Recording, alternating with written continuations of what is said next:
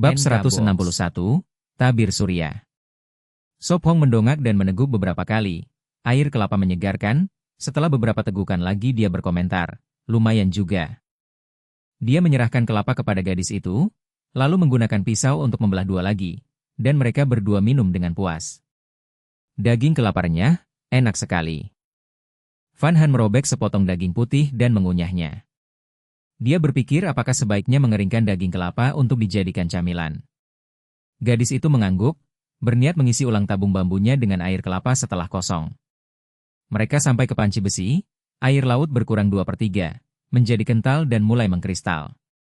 Van Han melempar tempurung ke api, menatap pantai emas dan bergumam, panas sekali, aku ingin melihat apakah ada rumput laut.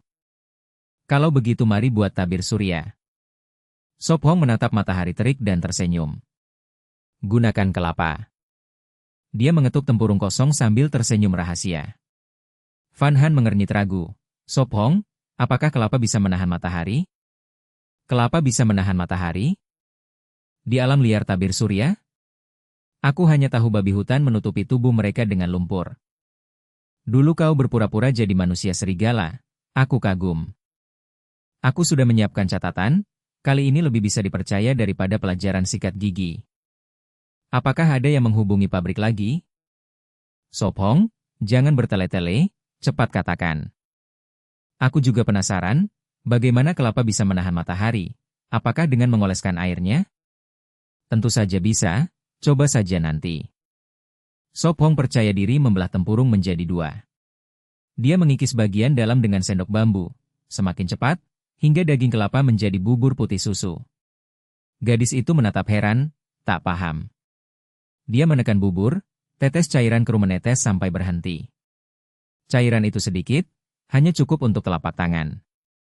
Baik, oleskan ini di kulitmu dan itu akan melindungi. Dia mengibaskan tangan berminyak dan menyerahkan tempurung. Itu adalah minyak kelapa. Van Han menerimanya terkejut. Ah, apa ini? Sungguh bisa melindungi dari matahari? Tentu saja, ini minyak kelapa, oleskan dan kulitmu terlindungi. Sop Hong menjelaskan, menyembunyikan rahasia sistem. Minyak kelapa juga bermanfaat untuk merawat kulit dan rambut. Sop Hong, bagaimana kau tahu ini? Van Han menyipit curiga. Aku pernah membacanya di majalah, merasa aneh lalu mengingatnya. Sop Hong membelalakan mata dan berbohong. Biar aku coba. Van Han percaya, mengoleskan pada kulit telanjang. Sop Hong, sepertinya sudah tidak perih. Dia melambaikan tangan, rasa sakit hilang. Tetap saja, jangan terlalu lama, cari rumput laut lalu cepat kembali. Dia memperingatkan, mengawasi garam dalam panci. Aku tahu.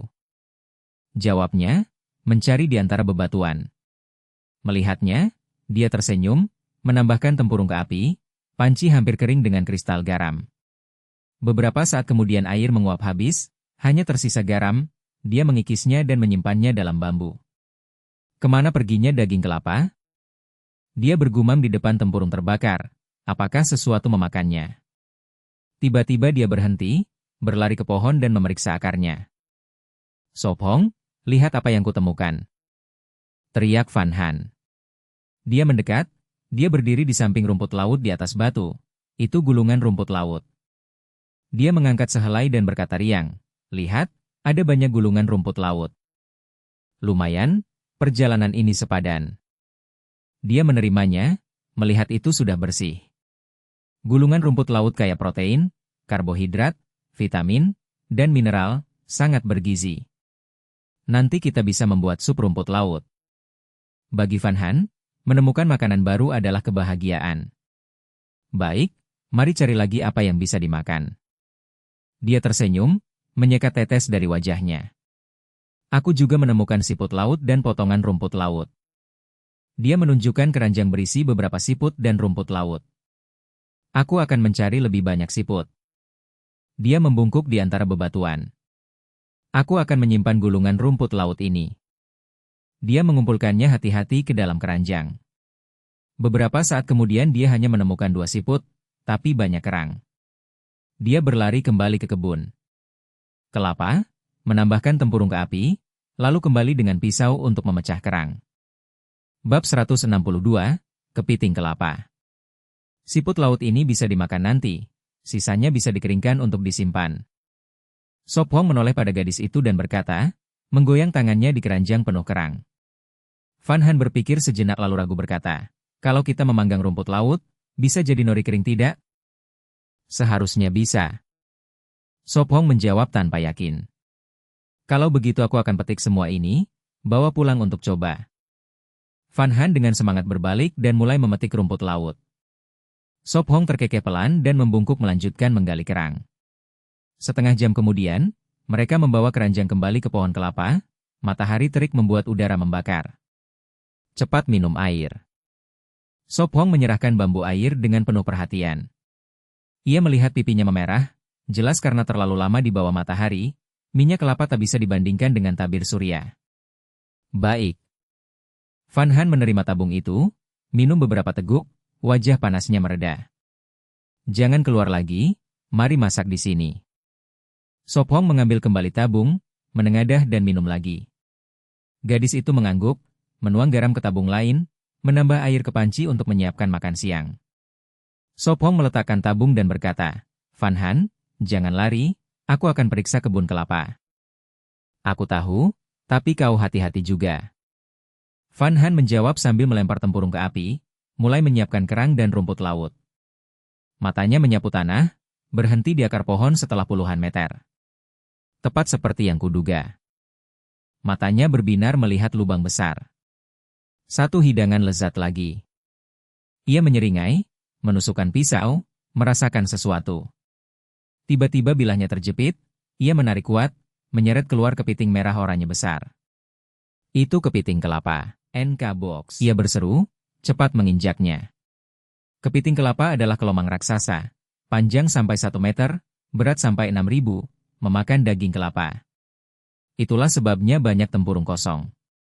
Yang ini besar juga. Ia jongkok, melihat kepiting setengah meter berjuang, mengikatnya kuat dengan tali, matanya berkilau. Ia mencari lagi, segera menemukan lubang lain, mengulangi cara, menusuk. Sepertinya hari ini panen besar. Ia tersenyum ringan, merasakan ada lagi di dalam. Kali ini tak keluar, ia melebarkan lubang sebesar mulut keranjang. Di dalam bersembunyi yang lebih besar. Ia ragu, tahu capitnya kuat. Setelah beberapa kali mencoba, ia mengikatnya erat, itu tangkapan kedua. Selesai. Ia berseru, membawa 2 kepiting kembali, berencana makan lalu kembali. Sop Hong, apa yang kau bawa? Van Han terkejut melihat 2 kepiting merah besar. Mengapa mereka aneh sekali?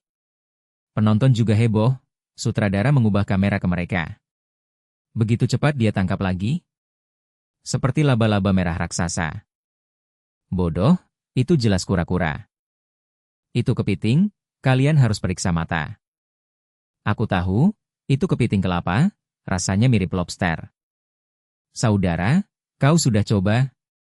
2 orang ini seperti acara makanan, bukan bertahan hidup. Ini disebut kepiting kelapa, kepiting darat terbesar, makan kelapa. Hamin menjelaskan sambil menelan ludah, mengingat rasanya. Aku penasaran rasanya, tampaknya Sop Hong makan lebih enak dariku, membuatku ingin coba. Ngotin Nguyat menopang dagu dengan tangan, mata penuh ingin tahu. Hamin merapatkan bibir, sutradara melarangnya bicara lebih. T6 Din Manyun, ia sudah sering makan kepiting kelapa. Fuong Lam duduk diam, memutuskan tak bicara, menjaga citra tampan. Guru Fuong? Ngotin Nguyat menoleh padanya. Aku mau ke toilet. Fuong Lam bangkit dan pergi. Sepertinya ia sudah menahan lama. Hamin tertawa, mengalihkan topik. Komentar membanjir.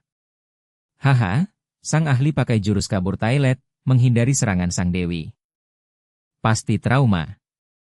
Kasihan dia 3 detik, 1, 2, 3. Bab 163, menjadi blogger makanan. Ini kepiting kelapa, nanti aku akan masak 1 untukmu mencicipi segar. Sop Hong tersenyum dan berkata. Katanya kaki belakangnya mirip rasa ekor lobster. Dia pernah dengar kepiting kelapa sangat langka, jauh lebih mahal dari lobster. Ah, benar? Aku belum pernah tahu rasa lobster. Mata Van Han berkilau penuh harapan. Dia pernah makan udang kecil, tapi belum lobster. Tunggu sebentar, setelah makan kita akan tangkap lagi, di sini pasti ada banyak. Sop Hong mengusap lembut kepala gadis itu. Di belakangnya berdiri pohon kelapa tinggi, tanah penuh cangkang pecah, lingkungan sempurna, jadi dia kira pasti banyak. Makan kerang dulu, kalau kurang baru masak kepiting.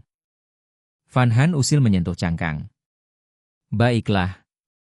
Sop Hong memindah 2 batu, mereka duduk dan mulai makan. Dalam panci mendidih kerang, gulungan rumput laut dan rumput laut. Setelah lebih 20 menit, semuanya habis. Masak kepiting kelapa sekarang, coba rasanya. Dia mengambil satu dan memberikannya. Dia tahu satu cukup. Oke. Pipi memerah, dia menahan kepiting berat dan berseru. Sop Hong, ini berat 2 atau 3 kilo? Kurang lebih. Banyak yang begitu, ada yang 7 atau 8. Mari masak, aku masih punya sedikit air tawar. Dia mengguncang tabung bambu, pas. Pakai air tawar, nanti minum air kelapa. Dia melihat kelapa. Dia mengangguk, cuci panci di laut, gosok kepiting dengan pasir, kembali. Panci di atas tungku batu, dia menuang semua air, menutupi setengah. Cukup. Dia bergumam, menambah cangkang ke api membara. Setelah lebih 10 menit, air mendidih, cangkang merah. Kepiting bergerak sebentar lalu diam. Tambahkan waktu, belum matang. Katanya, mengaduk dengan sendok bambu, mata penuh harap. Dia membelah kelapa, tuang air ke tabung, keruk daging untuk dikeringkan.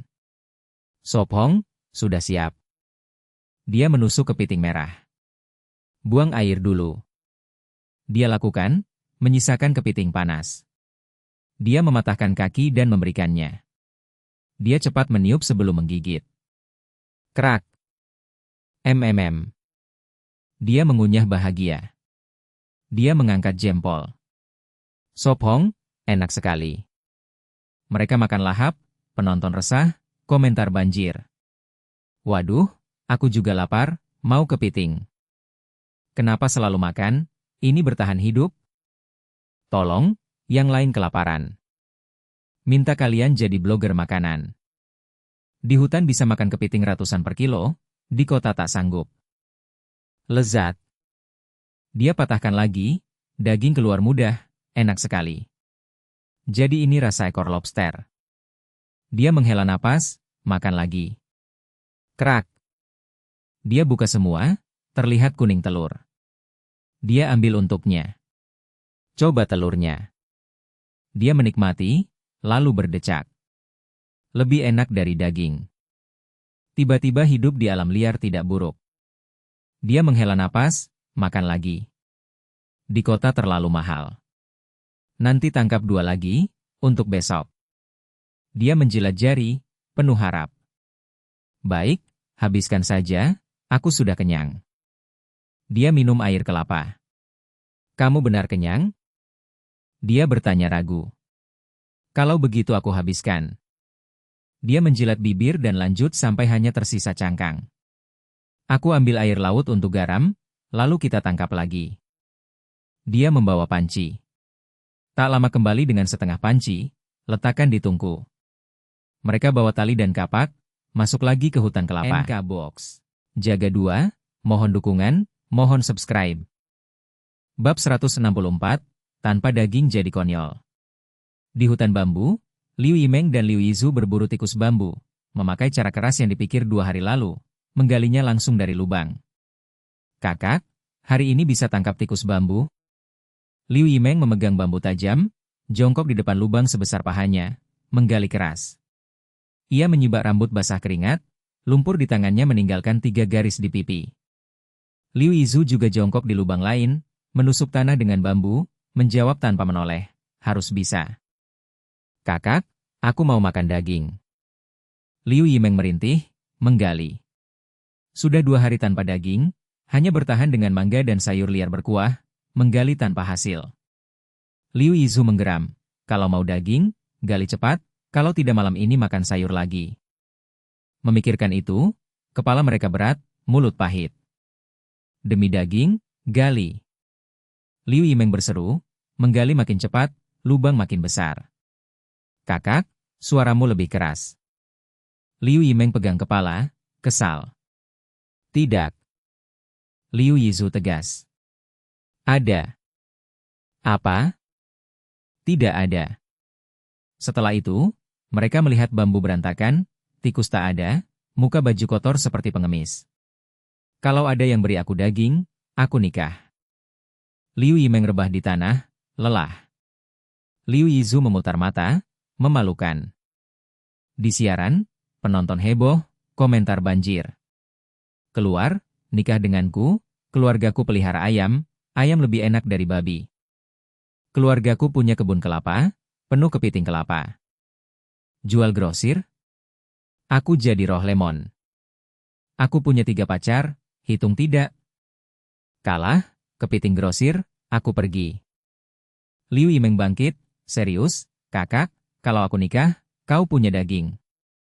Di sini sepi, nikah dengan siapa? Liu Yizu mengetuk kepalanya. Hanya kau, beri aku daging, aku nikah denganmu. Liu Yimeng melongo. Liu Yizu mengetuk lagi. Beberapa menit, Liu Yimeng pegang kepala, tetap menggali, memelas, kakak, hari ini tak bisa tangkap tikus, gali rebung? Ah! Liu Yizu menghela napas, gali, musim ini rebung di dalam tanah, gali dalam. Kakak, rebung enak juga, bisa keringkan. Liu Yimeng bergumam, menggali. Tapi musim ini susah. Liu Yizu menggeleng. Ia berdiri, melihat adiknya menggali dekat lubang tikus, marah, Liu Yimeng, kau kira rebung tumbuh di situ? Liu Yimeng bengong, tidak bisa. Bodoh, kalau ada, tikus sudah makan. Liu Yizu memutar mata. Lalu gali di mana? Liu Yimeng bertanya. Di sisi lain bambu. Liu Yizu menunjuk. Mereka pergi menggali. Setengah jam, Liu Yimeng berseru, kakak, dapat rebung.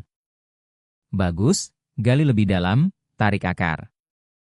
Liu Yizu jawab, tetap ingin daging. 10 menit, Liu Yimeng angkat rebung 30 cm. Lihat, utuh. Liu Yimeng bangga.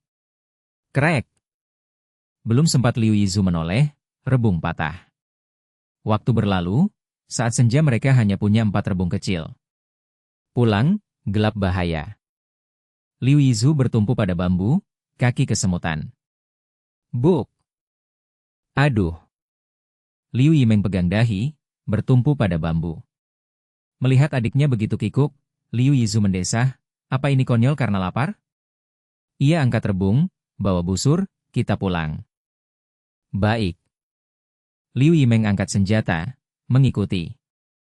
Kenapa berhenti? Liu Yimeng bertanya. Liu Yizu menunjuk, lihat, tikus bambu, ku beri kau 1 kesempatan lagi, tembak.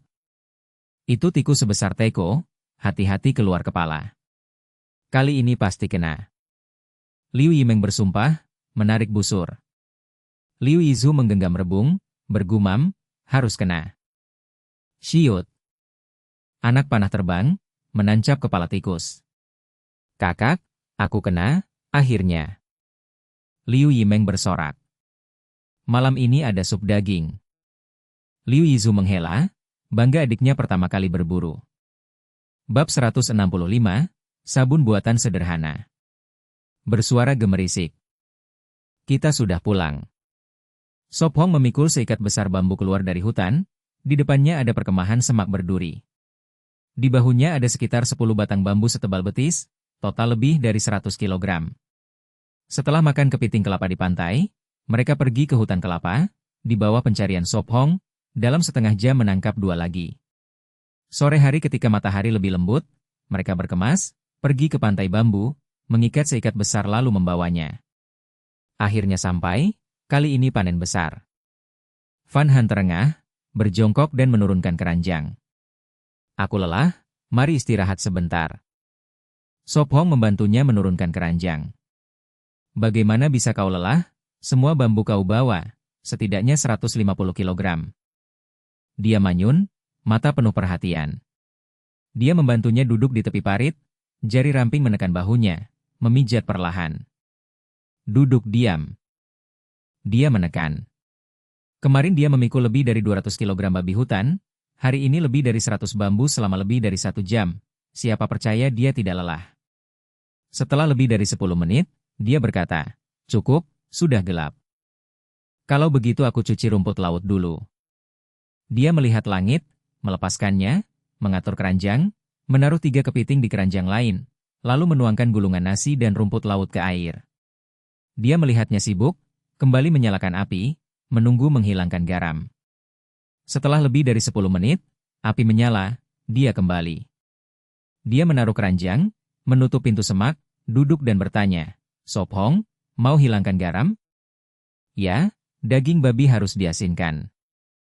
Dia mengangguk, menuangkan garam ke kendi tanah liat, menambahkan air dan mengaduk. "Biar aku bantu." Dia mengaduk. Dia mencuci alat, menambahkan arang, membersihkan sampai air jernih.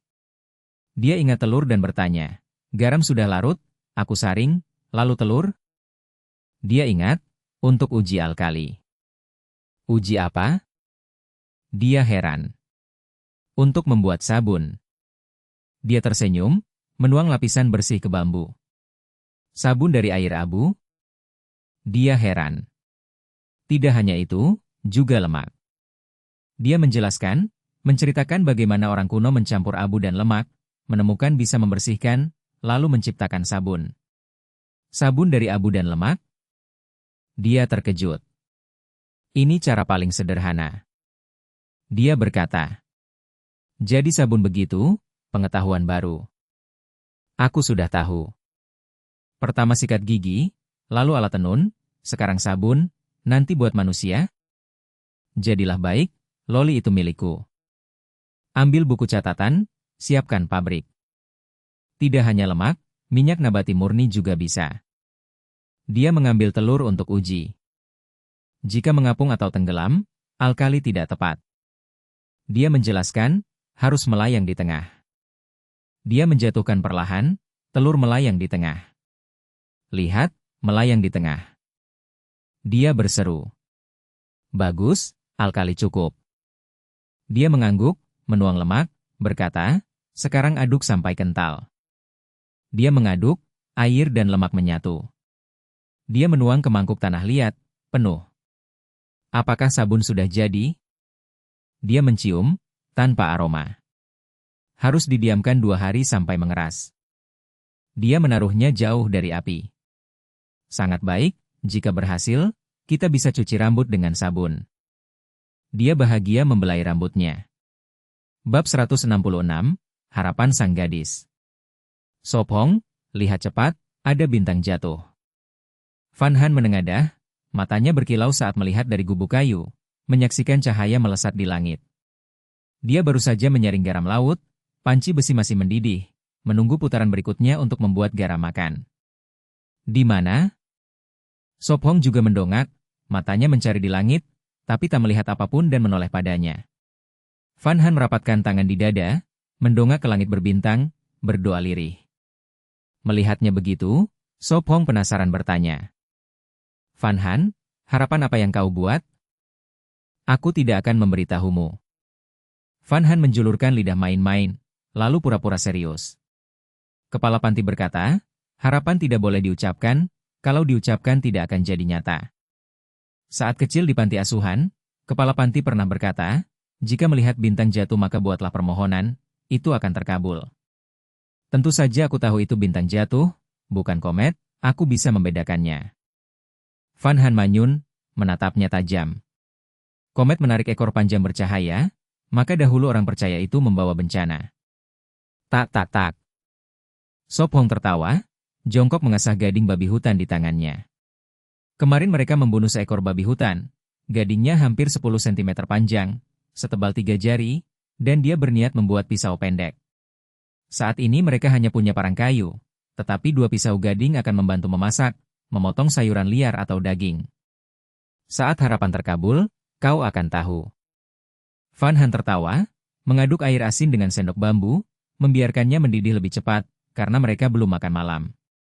Baiklah. Sop Hong memutar mata, melihatnya berlagak misterius. Setengah jam kemudian, air asin mengental, uap naik semakin cepat karena panas. Garam ditaruh dalam mangkuk tanah liat untuk didinginkan, lalu akan digosokkan pada daging babi hutan agar tahan lama.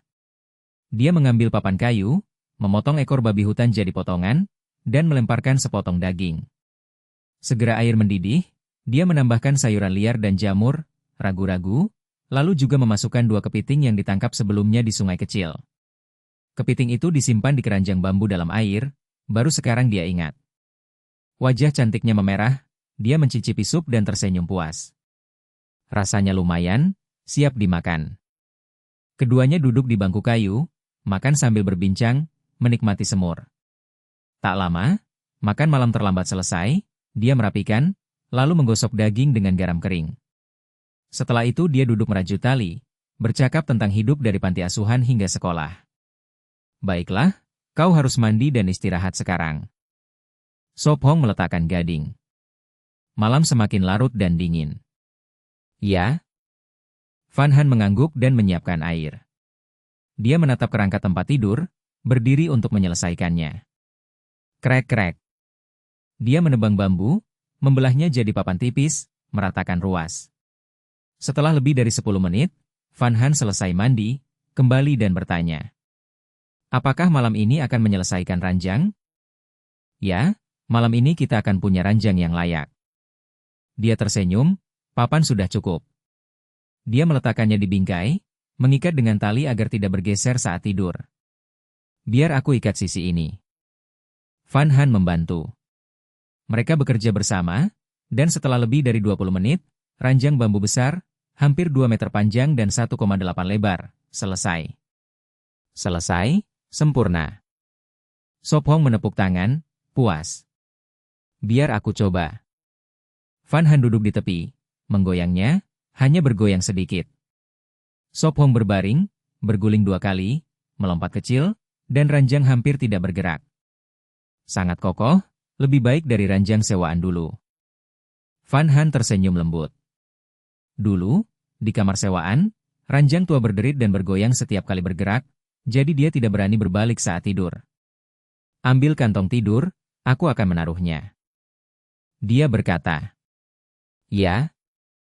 Dia cepat mengangguk, mengambilnya. Dia mengangkat ranjang besar ke dalam tempat berlindung, menyesuaikannya. Terisi penuh. Dia melihat ruang sempit, merasa lebih aman. Beberapa hari lagi kita akan membangun tempat berlindung baru, lebih luas. Dia menghela napas, yang sekarang hanya sementara. Dia sudah memutuskan, jika tidak ada yang mendesak, akan menyelesaikan tempat berlindung baru, membangun dinding sebelum hujan, lalu membakarnya seperti tembikar. Tidurlah sekarang, sudah larut. Dia menggelar kantong tidur dan mengingatkannya. Bab 167, Induk Kelinci Memakan Anak. Ia meregangkan badan yang lelah, naik ke ranjang besar, masuk ke kantong tidur, lalu mencoba berguling sekali di dalamnya. Tahu. Melihat gadis itu bergeliat dalam kantong, Sop Hong tersenyum, berbalik, dan menumpuk bambu sisa ke samping. Tak lama, dengan rambut masih lembab, Sop Hong kembali ke gubuk kayu, menggaruk kepala dan bergumam, aku asa sedikit lagi, tunggu rambut kering, lalu tidur. Krek, krek. Ia mengambil taring babi hutan dan terus mengasah, baru berhenti ketika bulan sudah tinggi.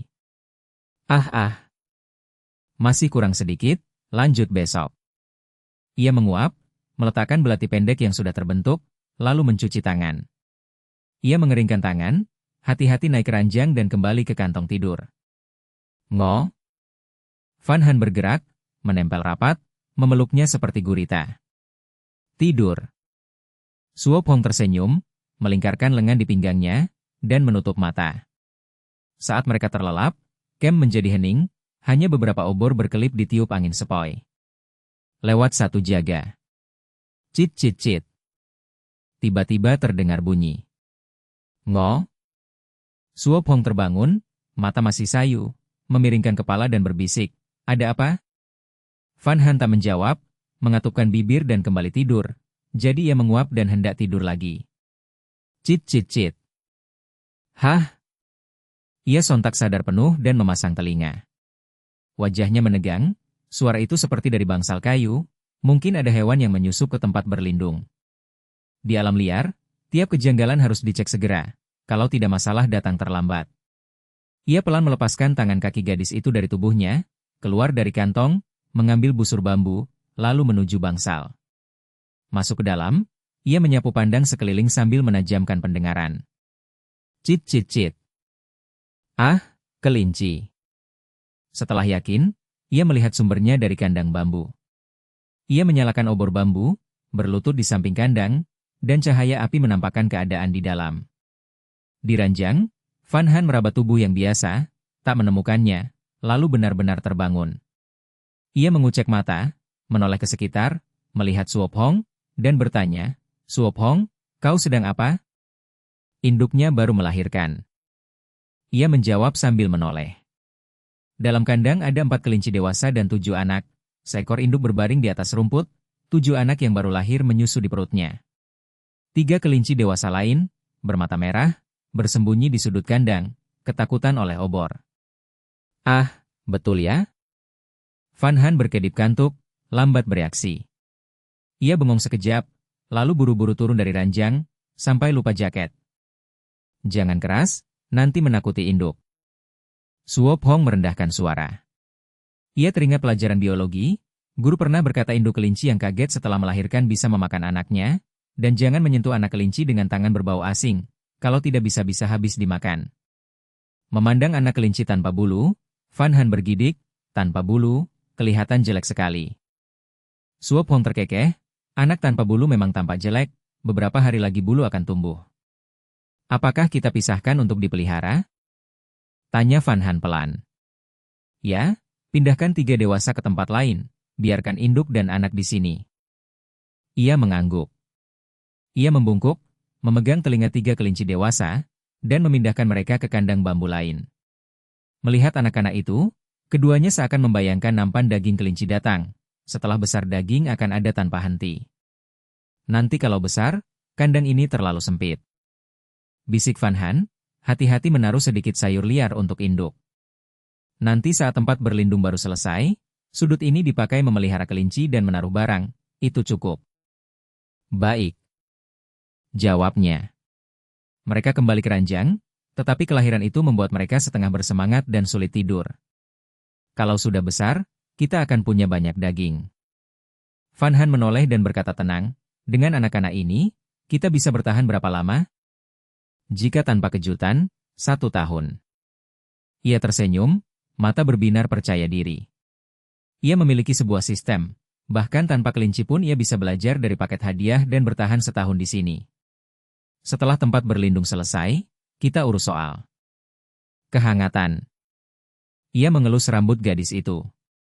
Mereka memakai tanah liat dan batu untuk membangun karena musim dingin mendekat, perlu ventilasi tetapi juga tahan hujan. Ia tahu pulau ini sering diterpa badai, beberapa badai laut akan sangat berat. Pipi Van Han sedikit memerah, ia bertanya lembut, saat hadiah didapat, apa yang akan kau lakukan?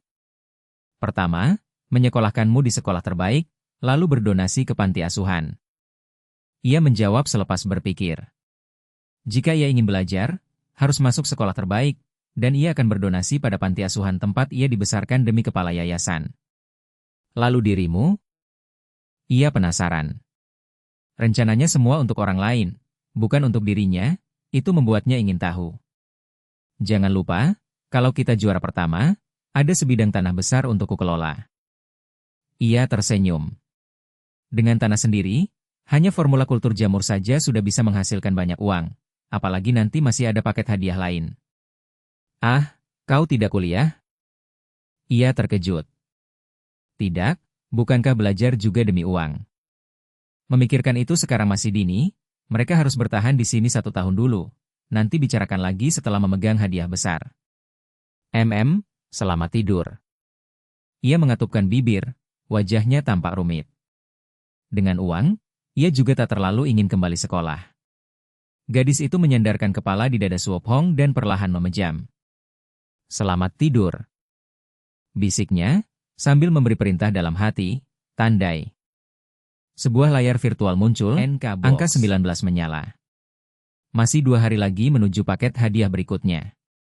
Bab 168, Niat Buruk. Di hutan pegunungan, 2 lelaki menebas jalan, lalu 1 orang terpeleset jatuh. Li Huaan, yakin ada rumpun bambu di arah ini?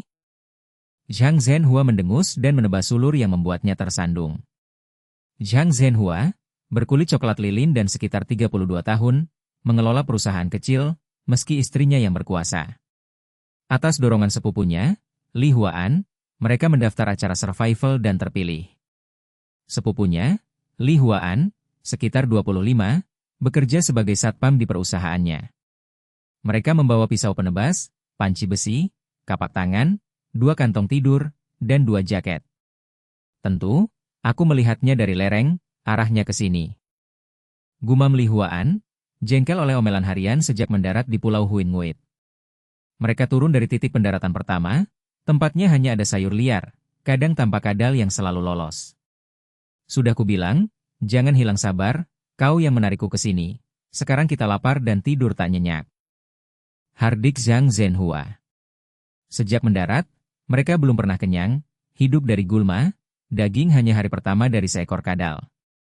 Cepat, hampir sampai. Li Huaan menelan jengkel dan menenangkan diri. Itu ketiga kalinya kau bilang, kurasa kita salah arah. Ejek Zhang Zhenhua, karena jawabannya selalu sama. Wajah menggelap, Li Huaan terus melangkah tanpa suara. Atau kita pulang saja, nanti kusemogakan pesta daging. Tambah Zhang Zhenhua. Dalam hati, Li Huaan tak mau seumur hidup jadi karyawan, apalagi di firma pelit milik sepupunya. Zhang Zhenhua membentak, kau gila uang, kerja yang benar, survival begini cuma bikin lapar. Lihat, rumpun bambu sudah tampak. Tinju Li Huaan mengepal, hampir meledak, saat bambu muncul di depan. Kau benar menemukan, cepat cek. Zhang Zhenhua bersemangat dan menyuruh maju. Mereka masuk dan, beberapa menit, tiba di tepi rumpun. Li Huaan berkerut melihat tanah terkoyak acak, berkata, sudah ada orang menantang di sini. Kalau begitu cari celah dan dapatkan daging. Wajah Zhang Zhenhua berseri. Ia berteriak, ada orang? Jangan teriak, punya daging pun mereka takkan bagi. Cegah Li Huaan. Ia menyesal menyeret sepupunya menjadi tim, setelah ternyata mereka terpilih. Kenapa tidak? Jangan suuzan pada orang. Sanggah Zhang Zhenhua. Diam, Li Huaan berpikir, ini kompetisi, mana mungkin pesaing berbagi daging. Ah, pasti ada tikus bambu di sini. Zhang Zhenhua menyapu lubang-lubang lalu girang. Benarkah? Kalau ada tikus bambu kita bangun tempat berlindung di sini. Tanya cepat Li Huaan. Pasti, dan banyak. Sumpah Zhang Zhenhua, sebab liang yang banyak artinya jumlah besar. Bisa kita tangkap? Desak Li Huaan. Gampang, pasang jerat tali di mulut liang. Kata Zhang Zhenhua santai. Ia tiarap mengintip ke lubang, menjajal cara yang diajarkan temannya. Kalau begitu kita bangun di sini, bambu melimpah. Lega, Li Huaan mengambil kapak kecil untuk menebang. Kalian siapa?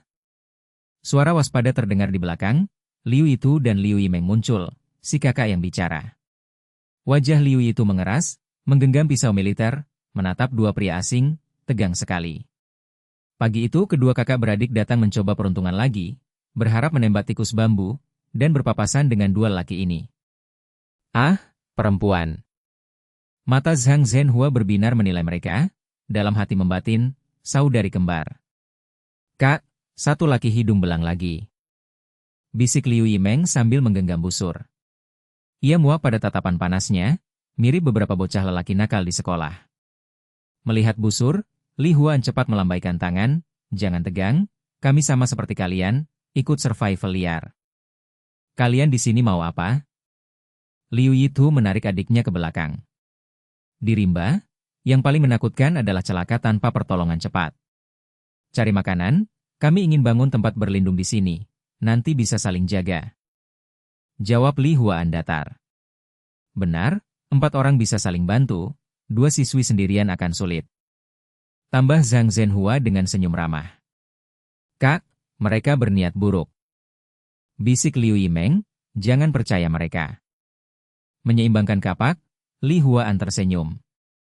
Tanpa hangat, acara tidak melarang kami tinggal di sini. Ia menebak produser memang menginginkan persaingan. Kau? Mulut Liu itu terbuka, namun tak ada bantahan. Memang acara tidak menetapkan zona tetap, ia bahkan sempat ingin pindah bila di sini tak bagus. Baik, jangan ganggu kami membangun. Li Huaan melambaikan tangan. Tempat ini terlalu bagus, ia akan nekat tinggal demi hadiah besar. Dengan hadiah besar, ia bisa naik derajat dan berhenti jadi satpam. Kita pergi. Wajah Liu itu menggelap saat menarik adiknya. Tapi, kami masih ingin menangkap tikus bambu. Liu Yimeng manyun, melangkah hati-hati sambil menatap rumpun bambu. Bab 169, lebih baik pindah. Di tempat persembunyian, Liu Yetu dan Liu Yemong saling menatap. Kita sebaiknya pindah, tinggalkan tempat ini. Liu Yemong manyun. Tidak, di sini ada tikus bambu dan mangga, pindah belum tentu lebih baik. Liu Yetu menggeleng. Ia juga ingin pindah, tapi tidak mudah, terlalu banyak kekhawatiran, bagaimana jika tidak ada tempat lebih baik. Di sini ada predator. Liu Yemong berteriak. Pagi tadi mereka keluar dari hutan bambu, tapi tidak menemukan daging, hanya sayuran liar. Mereka bertemu Li Hawaan dan Truong Chen Hoa, yang memasang jebakan di lubang tikus dan mengambil semuanya. Tanpa pilihan, mereka menggali rebung. Sore harinya Li Hawaan dan Lam Chen Hao datang lagi, beralasan ingin melihat-lihat, tapi diusir oleh busur Liu Yemong. Tinggal 2 hari lagi, kalau tidak kita pergi. Liu Yetu memijat pelipis, enggan meninggalkan tikus. NK Box. Itu satu-satunya sumber daging, meski ada rusa, serigala merah terlalu berbahaya. Kalau besok mereka datang lagi, tikus sudah diambil. Liu Yemong menggertakkan gigi. Lalu kemana kita pergi? Liu Yetu bertanya, kesal pada Li Hawaan. Mungkin ke seberang gunung, aku rasa ada banyak makanan. Liu Yemong berkata. Ia ingin menjelajah, jika bukan karena kakaknya sudah pergi. Kalau lebih buruk di sana. Itu harus dipikirkan, pergi lalu kembali sulit. Ia benar-benar tidak mau tinggal, tikus sulit ditangkap, lubang sudah dikuasai. Tidak, 2 hari lagi lalu putuskan. Liu Yetu menggeleng tegas. Ia berpikir mungkin bisa berunding, hidup berdampingan, kumpulkan makanan lalu pindah. Semua tetap keputusan kakak. Tidur, besok kita bicarakan. Liu Yetu menghela napas lalu berbaring. Liu Yemong juga berbaring, bergumam, Kak, aku mau daging. Bukankah kemarin kau bilang akan menikah dengan siapapun yang memberi daging? Liu Yetu menggoda. Benarkah? Aku tidak bilang begitu. Liu Yemong pura-pura lupa. Iya. Tidak. Pikir baik-baik. Huhu, huhu. Kau pura-pura tidur. Tidak, huhu, huhu. Pagi-pagi, matahari terbit, sinar menyinari bambu. Truong Chen Hao membawa tikus, berbisik ke Li Hawaan, kau kira mereka mau bekerja sama? Kemarin mereka bikin tempat tinggal, pasang jebakan, dapat 3. Ide Li Hawaan, ingin aja kerja sama. Mereka akan setuju, kita punya makanan. Li Hawaan yakin. Dia tahu mereka tidak pandai menjebak, pasti sedikit makanan. Truong Chen Hao menatap drone di atas, tersenyum, 4 orang bersama, peluang hidup lebih tinggi. Pria wanita bekerja sama, dan Li Hawaan masih lajang. 10 menit kemudian mereka sampai di persembunyian. Truong Chen Hao menyenggol Li Hawaan untuk bicara. Ia tak berani lancang, takut ditatap harimau betina. Kedua kakak beradik masih tidur, terbangun oleh suara. Kenapa mereka datang? Liu Yetu marah. Liu Yemong, rambut kusut, menggertak, menyebalkan, mereka menjengkelkan. Keduanya keluar pakai jaket, melihat 2 pria tersenyum. Pagi, Nona. Truong Chen Hao menyapa. Liu Yetu menyipitkan mata dingin. Ada apa? Liu Yemong dengan busur, tidak ramah. Kami datang aja kerja sama. Truong Chen Hawa tersenyum, menatap mereka. Aku lihat kalian gali lubang tikus, itu salah. Katanya serius, kami bisa kasih tikus, kalian bantu kami. Ia mengangkat tikus, menggoyang untuk menarik perhatian. Kami dapat 3, pikirkan tawaranku. Ia tersenyum. Maaf, kami tidak setuju, silakan pergi. Liu Yetu dingin. Baginya hanya tukar tikus. Pikir lagi, kami bisa tangkap banyak, pasti ada hadiah. Li Hawaan mendesak. Sebagai pria lajang menghadapi kecantikan, makin ingin. Tidak, silakan kembali. Liu Yetu tenang. Truong Chen Hawa menggertakkan gigi, tapi dengan drone di atas ia menahan. Pikirkan, kami tidak berniat buruk. Li Hawaan memaksa tersenyum. Kami ada di seberang hutan bambu, kalau kalian putuskan, datanglah. Bab 170, sabun berhasil dibuat. Sop Hong menyingkirkan semak berduri untuk membuka pintu, menatap langit cerah dan meregangkan tubuh, ketika tiba-tiba perintah bergema di pikirannya. Tandai. Sebuah layar virtual muncul di depan matanya, angka 20 bersinar terang. Hanya tersisa 1 hari, sepertinya aku harus begadang lagi malam ini. Bibirnya melengkung, ia menantikan hadiah berikutnya. Kemarin ia sibuk seharian di perkemahan, pagi menggali tanah liat di sungai dan memotong rumput untuk memberi makan kelinci, sore hari ia tetap tinggal menenun dinding dengan tali. Untuk ventilasi dan cahaya, pintu lengkung dibuat besar, saat selesai tingginya sekitar 1,5 meter dan lebarnya 2 meter.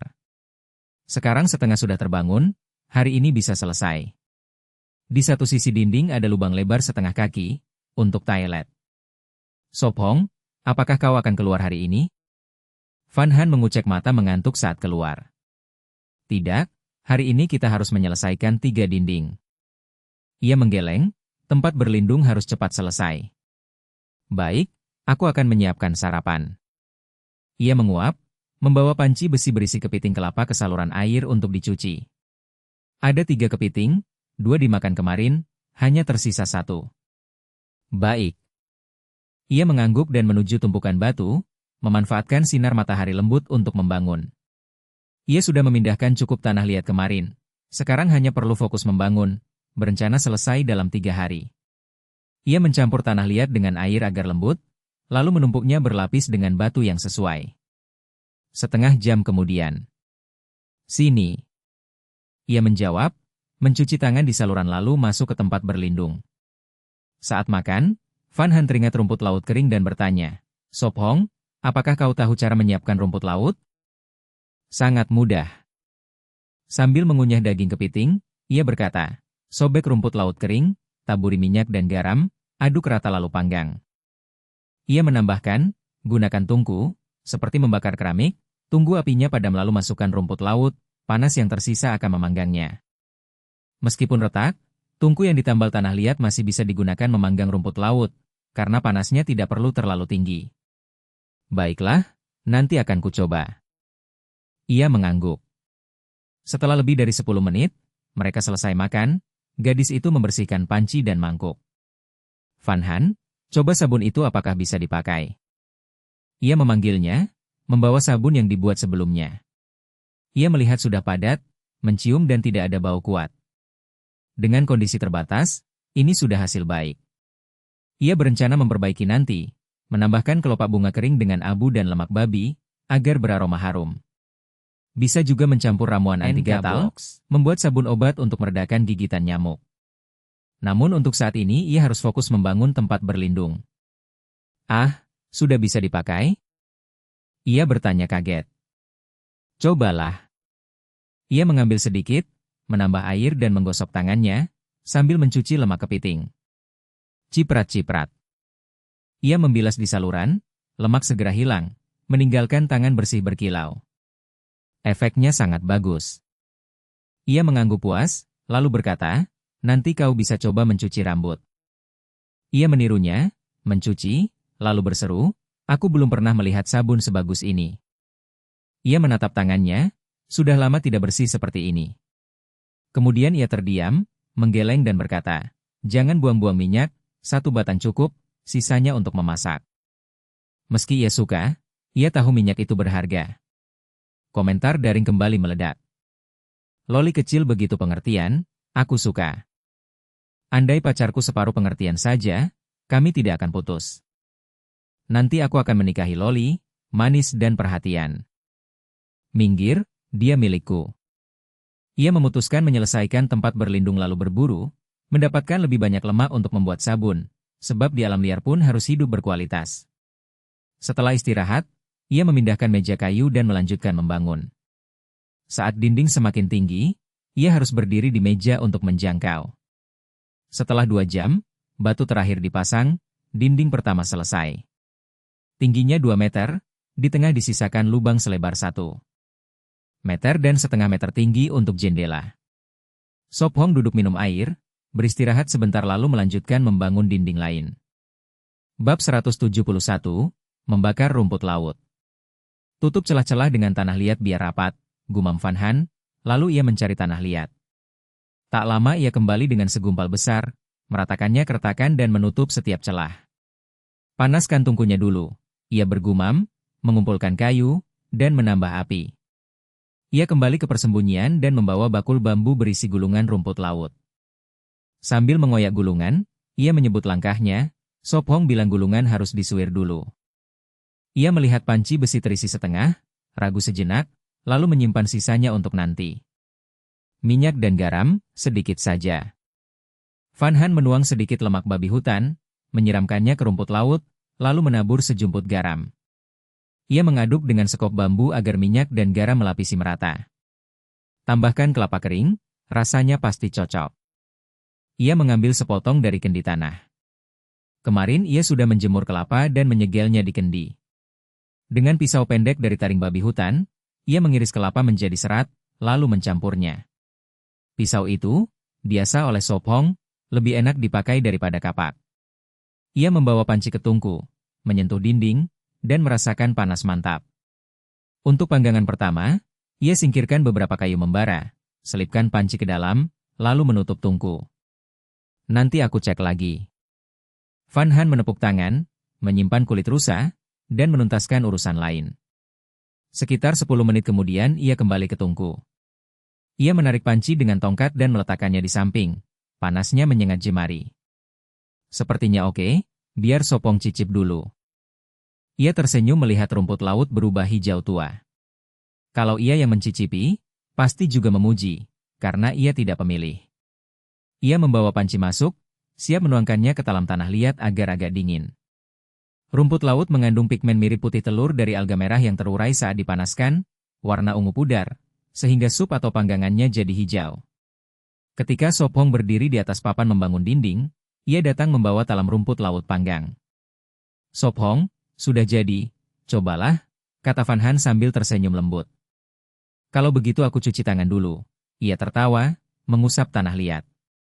Ia mengangkat sepotong agak gosong dengan sumpit dan memasukkannya ke mulut. Enak tidak? Mata Van Han berbinar, aku menambah kelapa kering, rasanya aneh tidak? Kalau begitu makan yang banyak. Van Han tertawa dan menyuapkan sepotong besar lagi. Ia menjadikan separuhnya camilan, dan menjemur sisanya untuk sup. Sambil mengunyah, Sop Hong berkata pelan, kau juga makan, kalau tidak nanti lembek dan kurang nikmat. Baik, aku coba. Ia mencicipi, matanya berbinar, dan menggoda, sepertinya aku berbakat jadi koki. Kau selalu jadi kokiku, senyum Sop Hong. Serius, kata-kata itu bikin hati berdebar. Van Han memerah dan berbisik sambil mengunyah.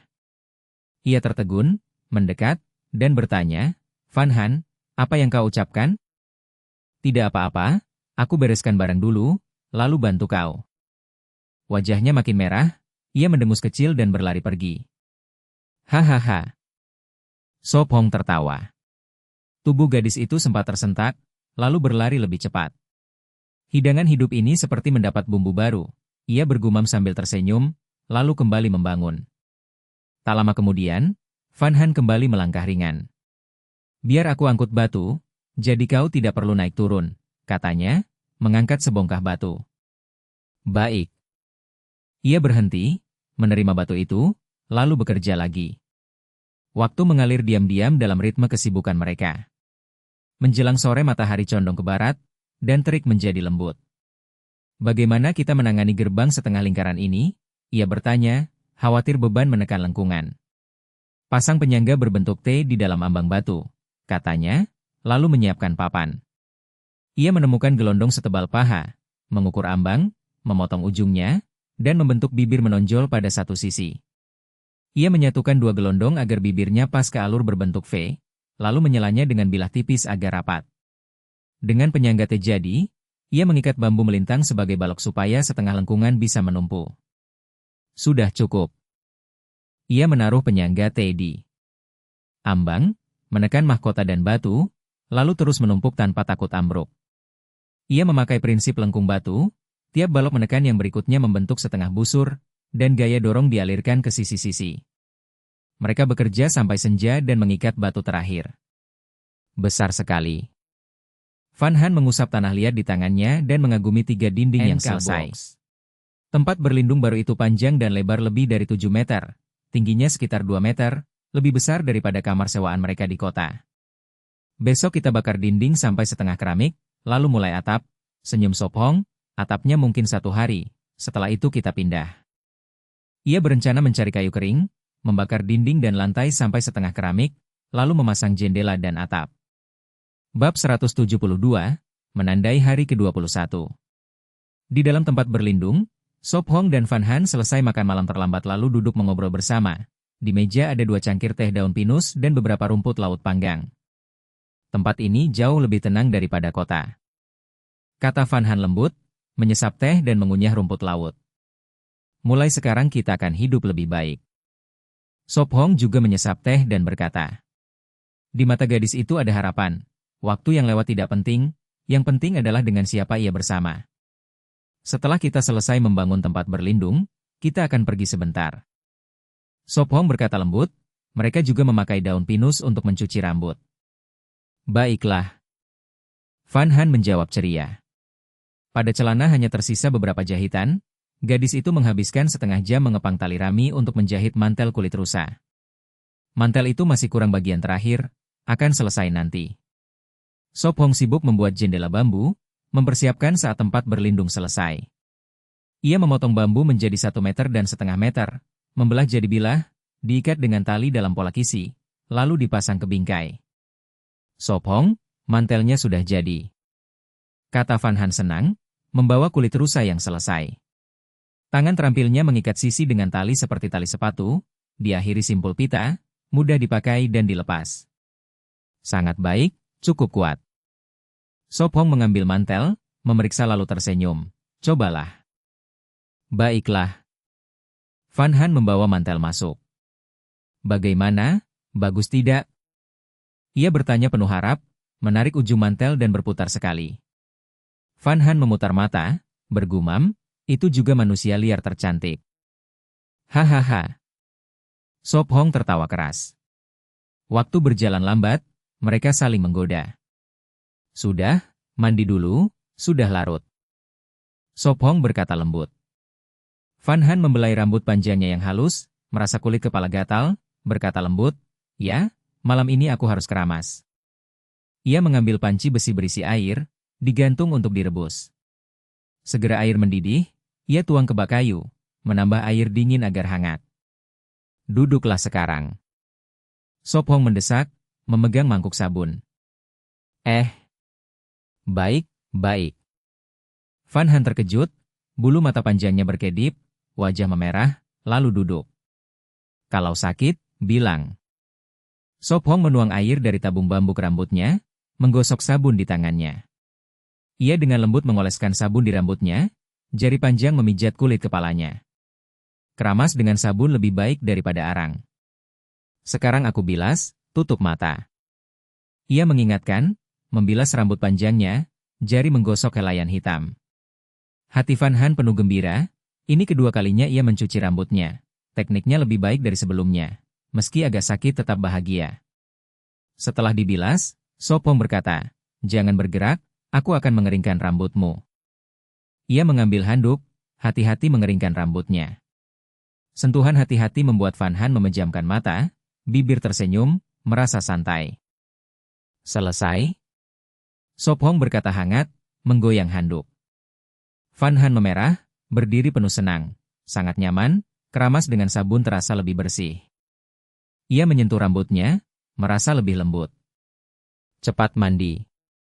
Sop Hong tersenyum. Ya. Van Han memerah, mengambil pakaian dan pergi. Setengah jam kemudian, ia selesai mandi lalu masuk kantong tidur. Ia menopang dagu, menatap api, berpikir punya tempat tidur berbeda, tidak di tanah, meski diberi rumput tetap tidak nyaman. Sop Hong, kau juga harus mandi lalu tidur. Ia memanggil. Tidurlah dulu, aku akan mengasah taring ini jadi belati lalu tidur. Sop Hong memegang taring babi hutan, menyiapkannya jadi belati. Baiklah. Van Han mengangguk, berbaring miring menatapnya. Setelah lebih dari 10 menit, matanya terpejam dan ia tertidur. Sop Hong menoleh, tersenyum, menggeleng, berdiri merapikan kantong tidurnya. Ia menyelimutinya, mengambil jaket dan sabun, pergi ke batu panas untuk mandi. Waktu berjalan pelan. Setelah 1 jam. Sop Hong tersenyum, berdiri meregangkan punggung lelah, selesai mandi lalu mengasah taring setengah jam, ia kelelahan. Entah sudah lewat tengah malam belum. Larut malam sulit. Diketahui, ia mencoba memerintah dalam pikirannya. Tandai. Ding. 7 hari ditandai, menerima 1 paket hadiah dasar. Suara mekanis terdengar di kepalanya, mengusir kantuk, ia menatap layar, melihat 21 hari bersinar. Ternyata tanpa sadar ia terjaga sampai fajar, sibuk bekerja sehingga waktu berlalu cepat. Bab 173, membuka paket hadiah. Ding. Paket pengalaman 36 jebakan, dasar. Ding. Paket pengalaman beternak-ternak, dasar. Ding. Paket pengalaman membuat kertas, dasar. Di benak Sop Hong 3 suara bergema, masing-masing membuat semangatnya bergetar. Berbaring dulu. Dia bergumam, menambah kayu ke api, lalu masuk ke kantong tidur. Dengan pengalaman sebelumnya, dia sudah terbiasa membuka paket sambil berbaring. Ngo? Van Han mengerang lembut, terganggu. Tidur. Sop Hong memeluk gadis itu, menutup mata, dan memerintah, buka paket pengalaman 36 jebakan. Pengetahuan membanjiri pikirannya, keringat dingin muncul di dahinya. Dia menggertakkan gigi, dan setelah 10 menit selesai menyerap semuanya. 36 jebakan, sesuai namanya, setiap metode dijelaskan dengan ilustrasi jelas. Ada jebakan untuk burung, ikan, rusa, mencakup semua medan. Sepertinya aku sudah punya cara menghadapi daging buaya. Setelah menerima pengetahuan, dia lebih percaya diri. Beberapa jebakan dirancang untuk rawa, salju, dan hutan. Buka paket pengalaman beternak-ternak. Dia melantunkan. Ding. Paket beternak-ternak sedang ditransmisikan. Pengetahuan mengalir lagi, berlangsung hampir 20 menit. Ho. Dia menghela napas, mengusap dahinya untuk meredakan sakit. Menarik, hewan bisa dijinakkan, ini berguna. Dia tersenyum samar.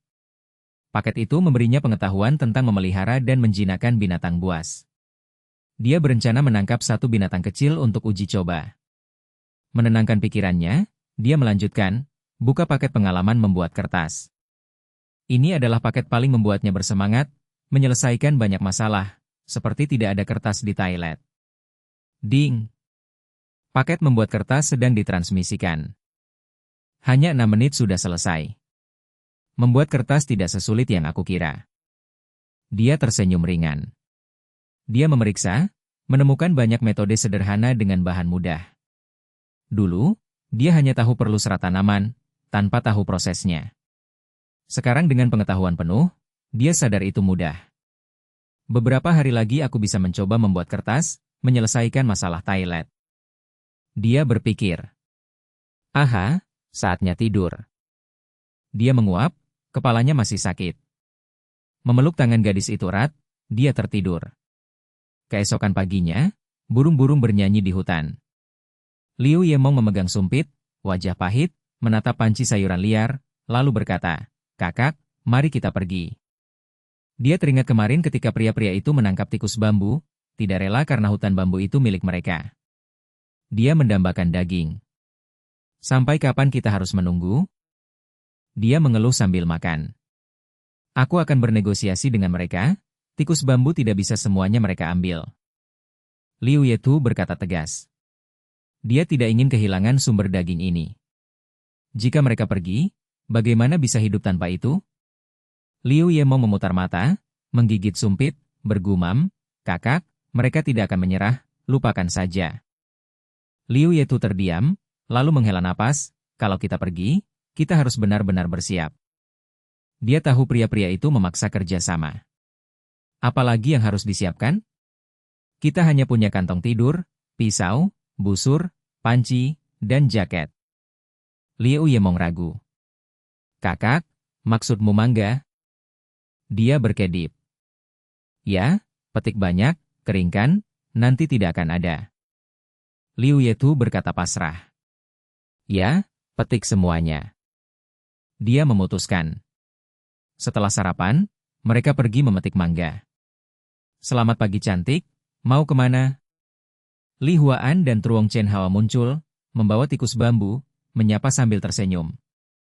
Tadi malam mereka memutuskan mencoba lagi. Dengan makanan terjamin, pikiran mereka beralih. "Kakak, kita keluar nanti saja." Liu Yemong berbisik, menarik saudarinya masuk dan menutup pintu bambu. Li Huaan dan Truong Chen Hao saling berpandangan muram, lalu pergi tanpa pilihan. Bab 174, Metode Mengerikan.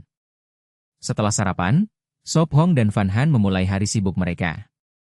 Gadis itu menjemur pakaian yang baru dicuci di perkemahan sementara Sop Hong mengumpulkan ranting kering di hutan. Saat Van Han selesai, dia berseru, "Sop Hong, di mana kamu?" Sop Hong menjawab cepat, "Aku di sini." Tak lama, gadis dengan baju kulit kemarin masuk ke hutan dan berdiri di sampingnya.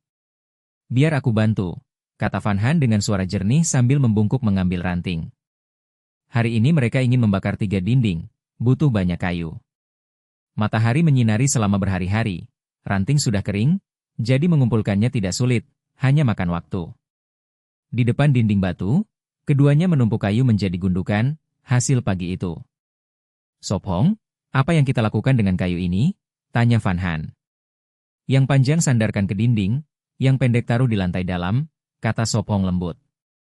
Dia tidak punya waktu membuat batu bata, jadi memikirkan cara ini.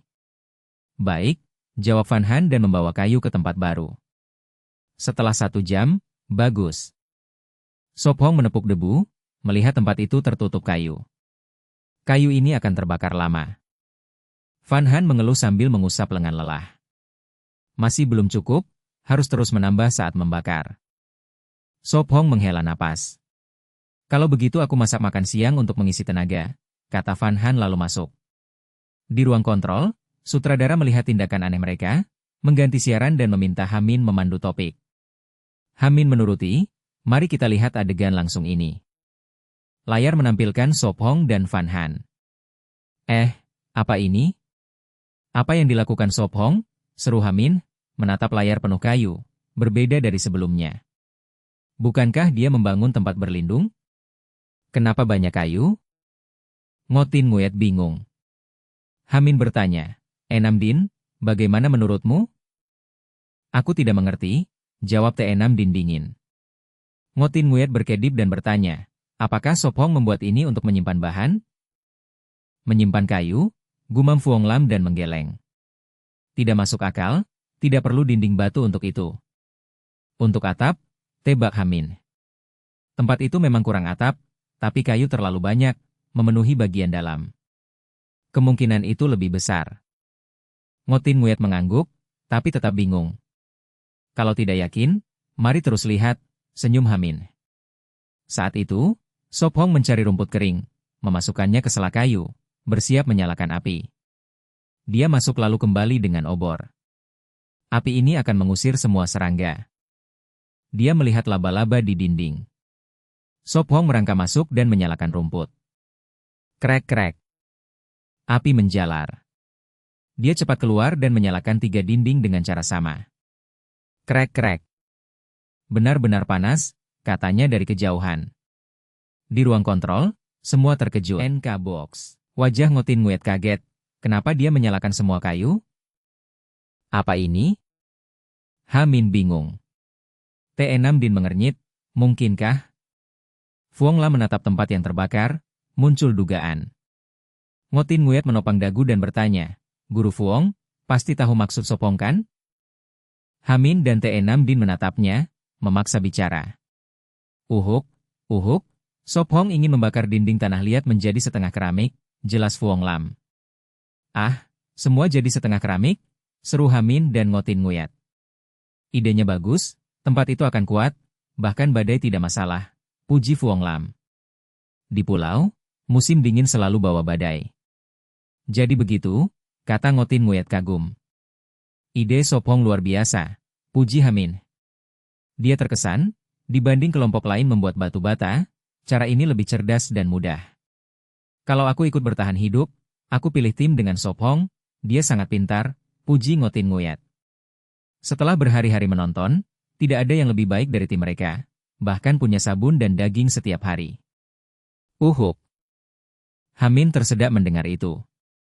Guru Ha, kamu tidak apa-apa? Tanya Ngotin Nguyet. Tidak, tidak apa-apa. Hamin melambaikan tangan. T6 Din mengatupkan bibir, menutup mata, menatap Hamin kikuk. Bab 175, penemuan tak terduga. Sopong mundur beberapa langkah, lalu menoleh ke gadis di sampingnya dan berkata, marah itu baik, dengan begitu saat membakar dinding akan lebih kuat. Tanah liat jika dipanaskan akan menjadi keramik, artinya seluruh tempat persembunyian mereka seperti dibakar menjadi tembikar. Van Han melihat tempat persembunyian yang terbakar, khawatir bertanya, tapi apakah ini bisa membuat para penantang menemukan kita? Ia menengadah, asap abu-abu pekat dari kayu terbakar mengepul ke langit. Mungkin tidak. Sop Hong menjawab ragu, ia tidak terpikirkan.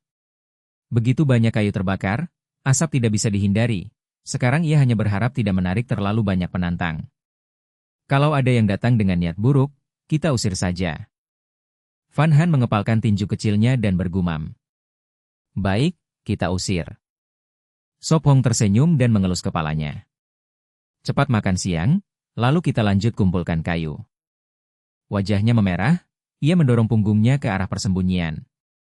Sop Hong tersenyum, merangkul bahunya dan berkata lembut, kita bisa istirahat sebentar baru pergi. Setengah jam kemudian, setelah makan siang, mereka masuk hutan lagi untuk mengumpulkan kayu, kali ini lebih jauh. Berdiri di bawah pohon mati, Sop Hong menepuk batang pohon dan berkata, pohon ini sudah mati bertahun-tahun, tebang untuk dibakar. Ia ingin membawa batang kayu besar agar bisa terbakar lama. Pohon itu kering, putih abu-abu, ada bagian busuk, tingginya sekitar 7 atau 8 meter. Saat Van Han membungkuk memungut ranting, ia melihat beberapa lebah terbang di atas kepala. Ia terkejut bertanya, Sop Hong, itu lebah madu? Lebah? Matanya berbinar, ia melihat dan cepat bertanya, Van Han, di mana lebahnya? Di sana, baru saja terbang. Ia menunjuk ke semak. Ayo, kita lihat. Ia melangkah cepat. Van Han buru-buru mengejarnya dan bertanya, apakah ada madu? Melihat lebah berarti ada sarang dan madu. Ikuti saja, nanti tahu. Ia benar-benar ingin madu. Madu punya banyak manfaat, menambah nutrisi, memperkuat imun, setelah begadang segelas air madu bisa memulihkan energi. Sejak di pulau, mereka jarang makan manis, gula dalam tubuh terkuras tanpa tambahan, tubuh jadi mudah sakit. Madu sekarang sangat penting, kaya fruktosa dan glukosa, sangat baik bagi tubuh. Ia berencana setelah membangun tempat tinggal baru, akan mencari bahan bergizi untuk meningkatkan kesehatan mereka. Lebih dari 20 menit kemudian, mereka melambat saat melihat banyak lebah di depan. Banyak sekali lebah, sarangnya pasti besar. Van Han berbisik. Dan madunya juga pasti banyak. Sop Hong tersenyum. Tapi begitu banyak lebah, bagaimana? Kita tidak punya perlindungan. Ia menatap kawanan lebah dengan takut, jika dikepung pasti seluruh tubuh bengkak. Ia melihat sekeliling lalu berkata, tunggu di sini, aku akan lihat. Tidak boleh, terlalu berbahaya, kalau kau pergi aku ikut. Ia menggeleng tegas. Ia mengelus rambutnya dan menenangkan, kau cantik sekali, kalau disengat wajahmu akan bengkak seperti kepala babi. Menjijikan. Ia memutar mata dan memperingatkan, tapi hati-hati, lihat sebentar lalu kembali. Ia benar-benar khawatir, tapi juga tidak tega membiarkannya pergi sendiri. Semua lebah punya racun, hanya berbeda kekuatannya. Biasanya hanya bengkak merah, lebih parah bisa demam, yang paling beracun seperti tawon bisa sebabkan syok dan mati. Ia menggigit bibir, menyerah, jangan terlalu dekat, kalau berbahaya segera lari. Aku tahu. Ia mengangguk. Ia menyembunyikan aura dan melangkah hati-hati. Mereka tidak melihatku? Ia mengernyit, melihat lebah-lebah itu mengabaikannya, seolah ia pohon. Ia berpikir, sepertinya menyembunyikan aura berhasil. Setelah beberapa menit ia melewati hutan dan melihat batu setinggi 5 atau 6 meter dan lebar 3 atau 4 meter. Di celahnya ada sarang sebesar baskom. Sarang besar sekali. Matanya berbinar. Sarang itu tergantung 2 meter di atas tanah, lebah keluar masuk ramai. Mereka berwarna kuning tanah, ekornya ada 2 cincin hitam, ukuran sebesar kacang tanah tapi jumlahnya tak terhitung. Dengan sarang sebesar ini, madu pasti banyak, aku harus bersiap dulu. Ia bergumam, matanya menyapu sekitar. Bab 176, 3 detik terlambat lalu dimakan habis. Ia berjalan hati-hati, berjongkok memeriksa jejak berantakan. Jejak beruang. Sopong mengernyit. Ia menyentuh jejak, membandingkan dengan pengetahuan di kepalanya. Van Han tetap berdiri, matanya menatap arah Sopong menghilang, hatinya cemas. Aku kembali. Sopong keluar dari semak. Sopong, kau baik-baik saja? Van Han mendekat, matanya memindai tubuhnya seperti pemindai. Aku baik-baik saja. Sopong tersenyum menenangkan. Van Han menarik lengan bajunya, memeriksa dengan hati-hati, bahkan mengangkat pakaiannya mencari sengatan. Setelah tidak menemukan luka, ia lega. Jadi, kau menemukan apa? Tanyanya. Aku melihat sarang lebah, banyak madu, tapi juga menemukan hal lain. Kata serius. Rasa ingin tahu Van Han meningkat. Apa yang kau temukan? Sopong melihat sekitar, menghela napas, jejak, kotoran, dan urin beruang. Beruang? Van Han terkejut, kalau begitu cepat pergi, lupakan madu. Sopong menganalisis tenang, kita kembali ambil peralatan, potong sedikit madu untuk dibawa. Van Han mengernyit, tidak, terlalu berbahaya, bagaimana jika beruang datang?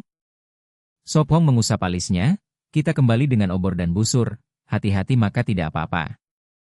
Tapi, Van Han merapatkan bibir. Tenang, tidak akan ada apa-apa. Ia tersenyum yakin, mari kembali, kayu hampir habis terbakar. Mereka mengikat kayu dan menariknya ke perkemahan. Saat tiba, 2/3 kayu sudah terbakar, api besar, tanah liat kuning kini hitam. Ayo, masih pagi, ambil madu lalu kayu lagi. Katanya. Mereka membawa kapak, obor, api, dan busur bambu. Van Han memeluk kendi, bergumam, hati-hati, jika kita melihat beruang kita lari. Van Han, jangan pernah lari sendirian menghadapi beruang, kau tidak bisa lebih cepat. Sopong menggeleng. Lari memicu beruang. Meski besar, ia bisa lari 40 km per jam berlama-lama. Kalau begitu panjat pohon. Katanya. Beruang juga bisa panjat, dan cepat. Sopong menggeleng lagi. Kalau begitu kita lawan. Katanya putus asa. Lalu apa yang kita lakukan? Tanyanya muram. Ia menjelaskan, perubahan bentuk bisa membingungkan. Jika tidak, tetap tenang dan mundur perlahan, ada peluang kabur. Ada yang bilang pura-pura mati, tapi bisa mempercepat kematian, karena beruang makan bangkai juga. Van Han menyeringai, memutar mata dan mengejek, jadi 3 detik terlambat lalu dimakan habis? Sopong tersenyum pahit, malu. Penonton langsung berkomentar. Ingin madu? Lupa beruang suka madu. Haha, si Loli membuatnya bungkam. Sebenarnya caranya ada peluang berhasil. Kalau tidak, benar seperti katanya, 3 detik terlambat lalu dimakan habis. Berpura-pura mati saja. Kau kira hanya beruang bodoh? Van Han mempercepat langkah di sampingnya. Sop Hong, lupakan madu, mari ambil kayu. Tenang, aku yakin. Ia mengangkat api, kalau muncul, api menakut-nakuti. Berguna? Ia ragu. Tentu, aku belajar di TV. Ia menepuk dada yakin. Itu pengetahuan dari sistem, beruang takut api dan cahaya, bisa lari.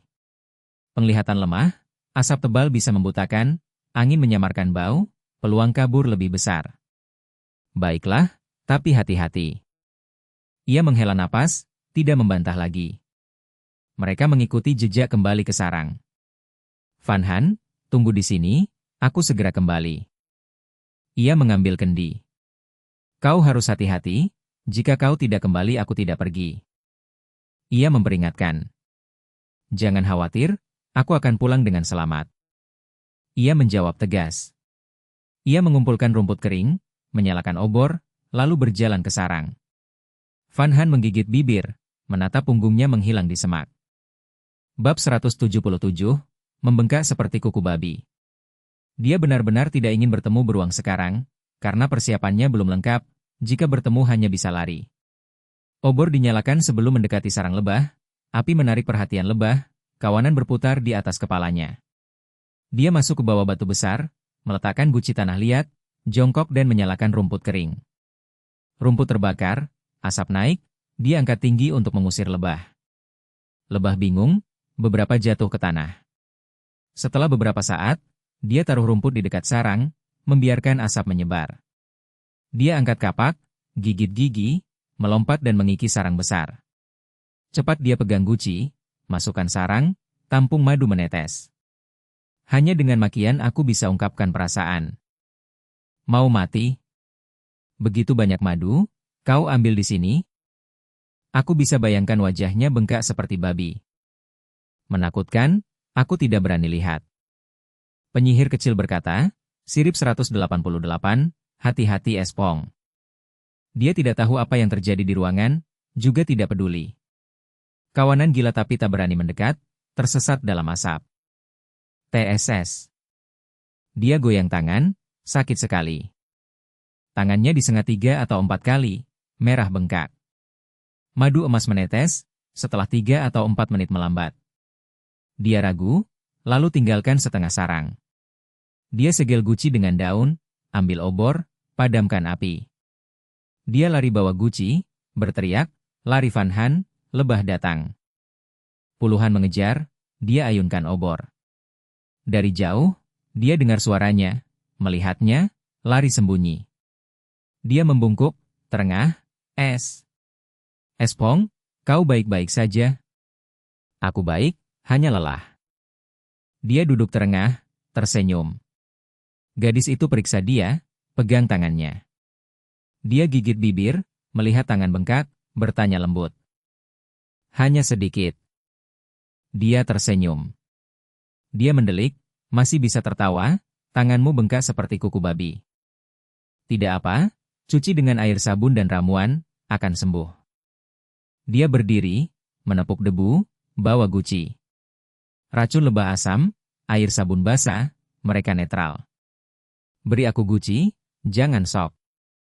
Dia memutar mata, ambil. Mari kembali dulu. Dia lambaikan tangan canggung. Sengatan benar-benar sakit, NK Box. Segera mereka kembali ke perkemahan. Duduk, aku buat air sabun. Dia tunjuk aliran. Baik. Dia duduk. Aku cuci dulu. Dia pegang tangannya. Tunggu, ada 2 sengat tersisa, harus diambil. Dia hentikan. Di mana? Dia lihat cemas. Keringat di dahinya, dia berbisik, di pergelangan tangan. Ketemu, jangan bergerak, aku cabut. Dia berkata. Tanpa jarum, pakai ini saja. Dia gigit bibir, cabut sengat. Segera terlepas. Dia tersenyum, lebih baik. Dia tuang air sabun di tangannya. Lebih enak, tak sakit. Dia angguk. Lalu kita cuci lagi. Dia menghela napas, tambah sabun, cuci tangannya. Saat itu, dia tak peduli apakah air sabun masih kuat. Di ruangan, penonton menonton. Aku juga mau disengat, biar Loli goda aku. Bagaimana dia bisa? Tanpa baju pelindung, hanya beberapa sengat. Cara tak penting, adegan manis. Dia beruntung, tak bertemu beruang, sayang sekali. Yang itu lebih mirip beruang. Loli, aku juga disengat, lihat aku. Jam jaga keempat, mohon dukungan. Bab 178, lebih besar dan lebih cemas. Liu Yetu dan Liu Yemong sedang memetik mangga. Kakak, dua orang itu sangat menjengkelkan. Liu Yemong mendongak, memukul mangga dengan bambu sambil bicara hari ini. Mereka berencana pagi memetik, tapi bertemu Li Hawaan dan Truong Chen Hawa. Untuk sembunyikan pohon, mereka kembali bersembunyi, menunggu. Saat keluar, dua pria muncul tepat waktu, mengikuti kemanapun. Dengan alasan kerja sama, mereka menempel di belakang, susah diusir. Itu membuat kakak beradik marah dan tak berdaya, lalu memetik sayur dan pulang. Baru sore dapat kesempatan, membawa keranjang dan bambu ke pohon. Baik, hampir gelap, cepat petik. Liu Yetu memetik sambil memikirkan dua pria itu.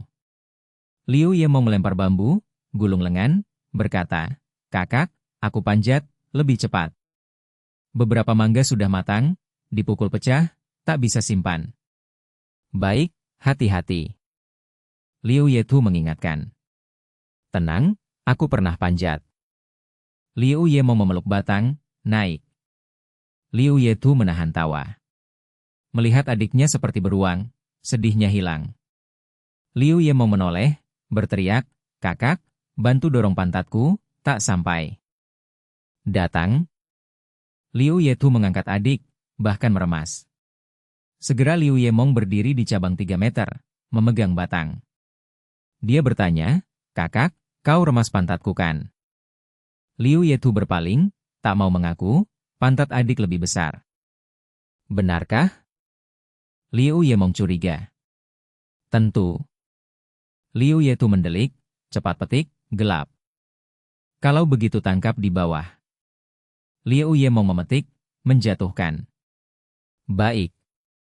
Liu Yetu mencoba tangkap, tapi jatuh. Kakak, itu matang, pecah. Liu Yemong teriak. Lagi. Liu Yetu berkata. Dia angkat tangan, siap. Mangga jatuh lagi, lolos. Kakak. Wajah Liu Yemong masam. Liu Yetu melihat mangga pecah, berpikir, lagi. Kakak, cukup. Terakhir kali. Saat matahari terbenam, Liu Yemong memetik hampir semua, keranjang penuh. Turun, gelap, harus pulang. Liu Yetu memanggil. Di kakinya, 7-8 mangga pecah diam. Dalam keranjang, kebanyakan hijau, hanya sedikit matang. Baik. Liu Yemong turun. Tiba-tiba, dia melihat asap di balik bukit. Kakak, asap di sana. Dia menunjuk. Asap? Aku tak lihat. Liu Yetu mengernyit, tak nampak. Tepat di balik bukit. Liu Yemong menjelaskan. Jika ada orang, mungkin tempat baik. Setelah hari ini, Liu Yetu putuskan pindah. Dia hanya takut kalau sama seperti dua pria itu. Ingat. Liu Yemong turun. Liu Yetu melihatnya seperti beruang, berkata, hati-hati, jangan ratakan dada, sudah kecil. Diam, aku masih tumbuh, pasti kalahkanmu. Liu Yemong manyun. Liu Yetu berkata tenang, tak ada peluang. Segera dengan bantuan, dia turun selamat. Dia menepuk tangan, berkata, kakak, bagaimana kalau tebang pohon? Dia tak mau tinggalkan apapun bagi pria itu. Tidak, mangga hanya berbuah setahun sekali, kecuali iklim hangat bisa lebih. Liu Yetu menggeleng. Jadi, mangga setahun sekali, jarang 2-3 kali. Mungkin tak ada, musim dingin tiba, apakah salju turun? Liu Ye mau menggosok tangan. Salju? Mungkin tidak. Liu Yetu mengernyit, tim acara tak sekejam itu. Tanpa baju hangat, kalau salju, pasti tak tahan. Di studio, penonton tertawa. Tidak, kau salah, tim itu kejam. Salju sungguhan, bagaimana mereka, tanpa mantel. Pulau Bulan tak hanya salju, juga badai. Bab 179, mengolah lilin lebah. Dari atas terlihat api-api kecil tersebar di Pulau Xuanyu, dinyalakan para peserta. Di persembunyian, Fan Han memasak ikan dengan sayuran liar dan jamur kuping menjadi sup untuk Sop Hong. Sementara itu, dia bekerja di antara batu, menambahkan kayu bakar ke api. Setelah kembali dengan madu dan merawat luka, mereka lanjut mengumpulkan kayu. Awalnya Fan Han tidak setuju, tapi melihat bengkaknya berkurang setelah dicuci air sabun, dia pun mengalah. Bakar 2 jam lagi sudah cukup. Sop Hong melempar kayu lewat pintu batu ke dalam persembunyian. Box.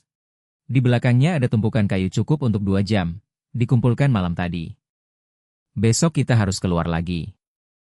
Gumamnya, berencana membuat rangka atap dengan kayu, lalu menutupnya dengan daun pisang dan tanah liat.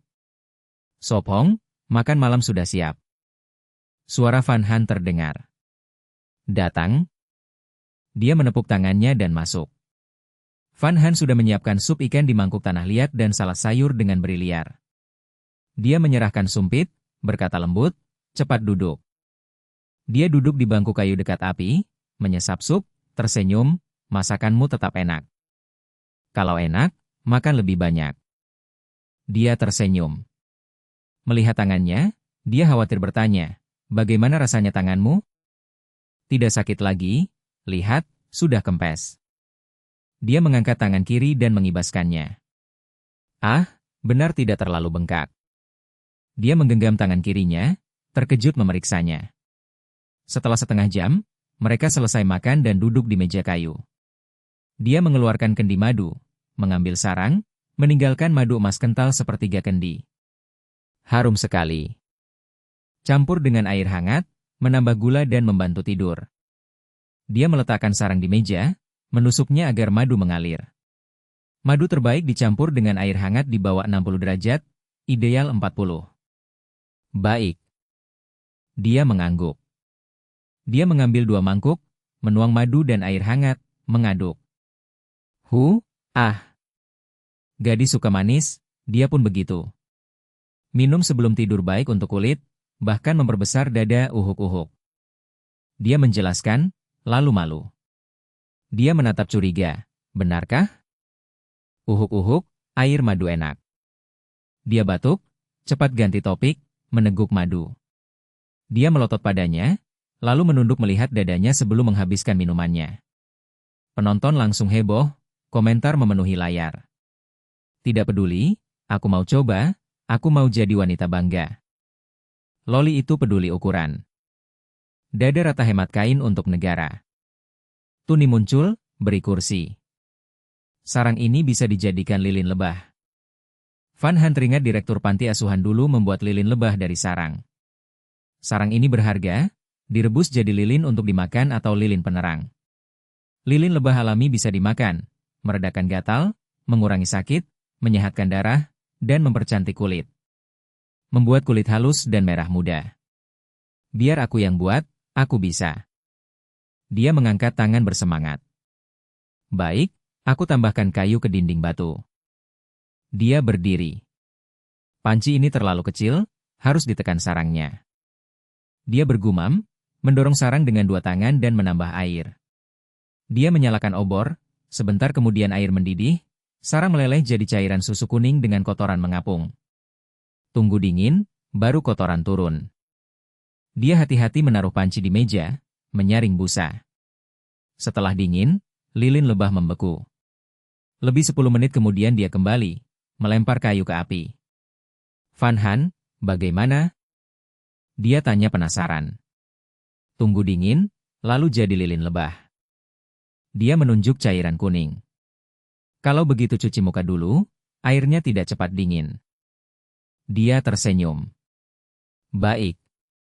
Dia menjawab ringan, tubuhnya penuh keringat setelah mengumpulkan kayu, terasa lengket. Bab 180, cukup sibuk. Ah. Su Feng tersenyum tipis, membuka mata, menguap, lalu menoleh melihat gadis yang bersandar di dadanya. Hari baru pun dimulai. Ia perlahan menjauh darinya, hati-hati keluar dari kantong tidur, mengenakan pakaian dan sepatu, lalu melangkah keluar dari tempat persembunyian. Tandai. Perintah terdengar di pikirannya. Ia masuk ke gubuk kayu, melihat dalam panci besi air mengapung lapisan padat keemasan, itu lilin lebah. Masih ada kotoran, lebih baik dimurnikan lagi. Su Feng melihat lilin bercampur debu. Ia berjongkok, mengganti air, memecah lilin jadi potongan, dan memasukkannya lagi. Api telah padam, sejak ada pagar duri ia tak perlu berjaga malam. Ia menggesek kayu, menyalakan api, merebus lilin lagi. Ia berdiri, meregangkan punggung lelah, membuka pintu duri, pergi ke parit, menciduk air dingin membasuh wajah, air pagi begitu dingin membuatnya segar. Matanya melihat gelap, tanah tertutup arang, 3 dinding batu masih utuh tapi menghitam. Ini akan sulit dibersihkan. Ia tersenyum pahit. Arang membentuk gundukan, dinding penuh abu, semua harus dibersihkan. Krek-krek. Dung-dung. Sepertinya berhasil.